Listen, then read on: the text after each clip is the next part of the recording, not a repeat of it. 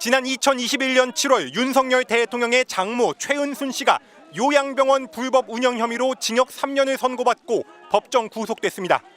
윤석열 대통령의 정계 입문 사흘 만에 터진 초대형 악재였습니다. 윤 전 총장 정치 선언 이후 첫 선거인데 신경이 어떠신가요?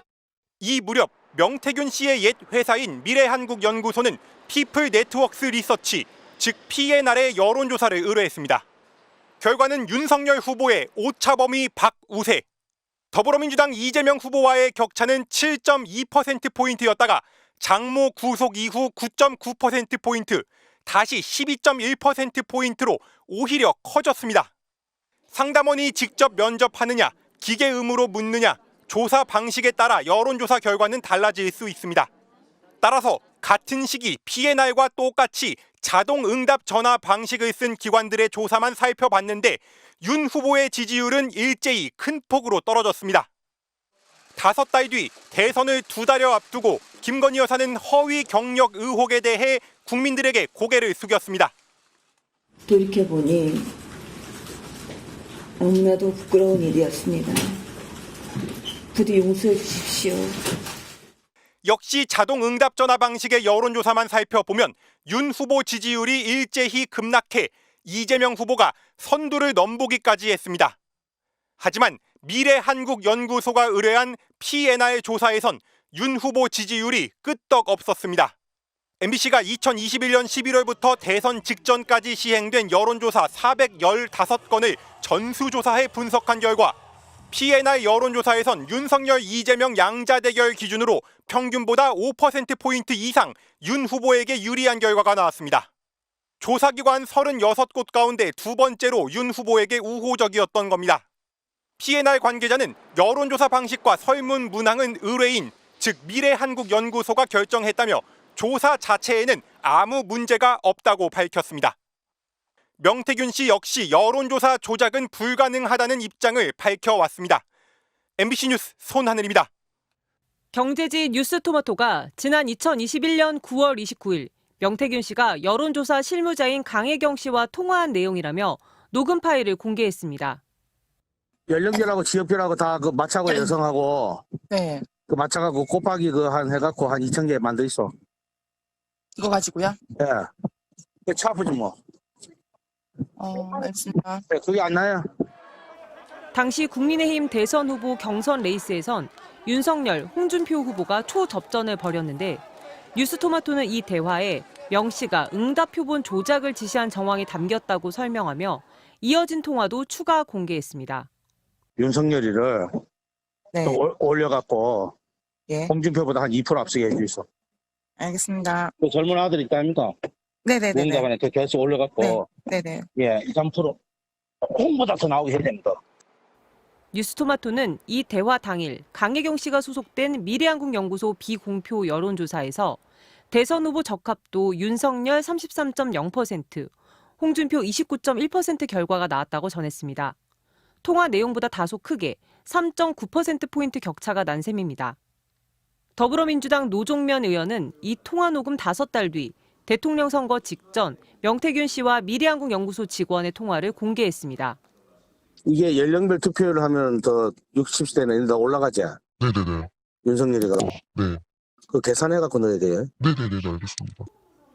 명 씨의 통화 상대였던 강혜경 씨와 민주당은 윤석열 대통령이 여론조사 의혹에 대해 소상히 밝혀야 한다고 요구했습니다. 거짓말이라면 거짓말이라고 밝히고 명 씨를 명예훼손 혐의로 고발하십시오. 김영삼 전 의원과 명태균 씨 그리고 대통령 부부는 공천 개입 관련 심대한 의혹의 중심에 놓여 있습니다. 여당 내에서도 당사자 자백까지 나온 이상 검찰이 민주주의 파괴 범죄를 엄벌에 처해야 한다는 지적이 나왔습니다. 명 씨는 취재에 응하지 않았습니다. 홍준표 대구시장은 MBC에게 명 씨가 원래 그런 자인 걸 알고 차단했다. 모두 지나간 일, 다 잊었다고 밝혔습니다. MBC 뉴스 조재영입니다. 윤석열이 홍준표보다 한 2%포인트 앞서게 해달라. 통화 녹음으로 드러난 명태균 씨의 이런 지시를 보면 여론조사를 조작한 것 아니냐는 의심이 들 수밖에 없습니다.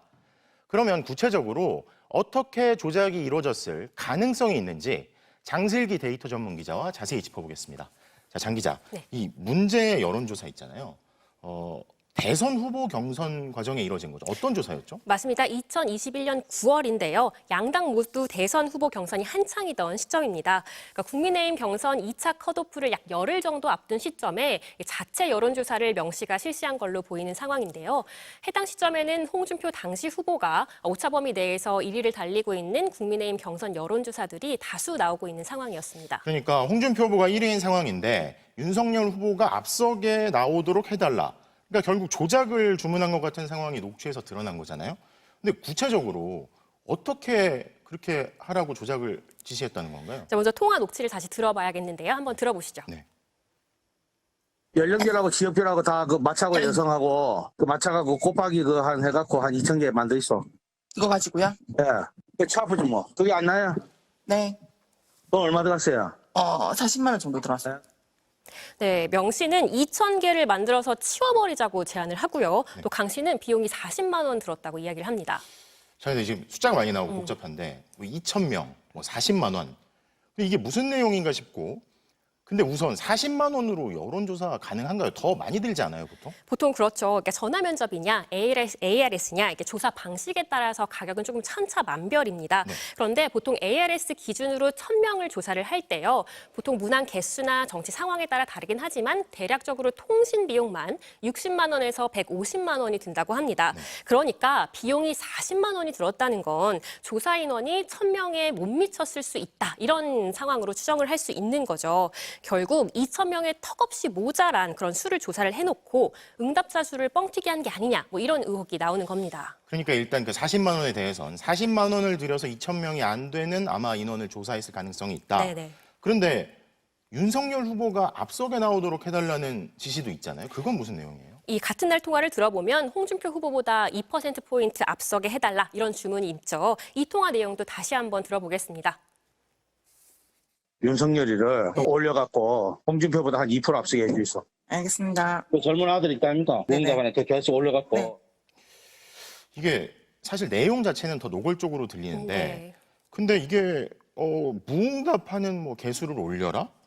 먼저 이게 무슨 말인가 싶고요. 네네. 또 그렇게 하면 여론조사 결과가 조작이 가능하다는 거예요? 네, 당초 응답자 개수를 올려라, 뭐 이렇게 알려지고 네. 보도가 되기는 했는데요. 다시 저희가 들어보니까 무응답으로 들리고요. 통화 맥락상으로 무응답층의 가중치를 올리라는 것으로 보입니다. 자, 이 가중치가 뭔지 먼저 설명을 드릴 텐데요. 보통 1,000명을 조사를 하면 인구 비례에 따라서 2030 세대를 300명 정도 조사를 해야 되거든요. 그런데 이 300명이 다 채워지지 않으면 조사된 한 사람이 최대 1.5명까지 대표할 수 있도록 가중치를 둬서 계산을 하는 겁니다. 그런데 이 가중치는요, 성, 연령, 지역에 따라서 결정이 되기 때문에 예를 들어 서울에 사는 30대 여성은 어떤 후보를 지지하는가와는 상관없이 모두 같은 가중치를 갖게 되는 겁니다.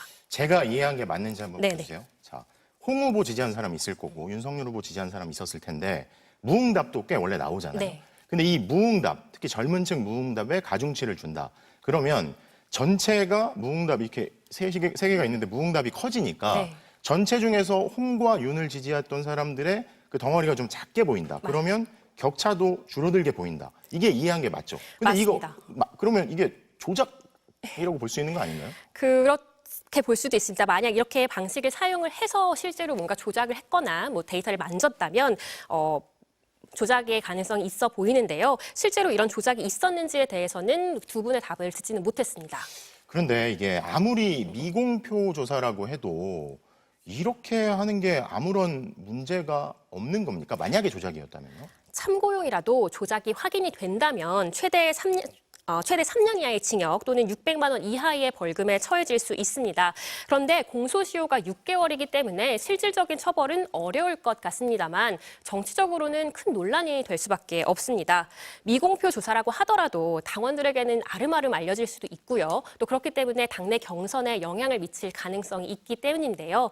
당시 경쟁 후보였던 홍준표 대구시장도 이런 점을 페이스북에서 지적하기도 했습니다. 국민의힘 대선 후보 선정 과정의 공정성이 뿌리채 흔들릴 수도 있는 사안인 만큼 사태 추이 끝까지 지켜봐야겠습니다. 아무래도 여론조사의 영향력이 크니까요. 자, 장슬기 데이터 전문 기자 잘 들었습니다. 감사합니다.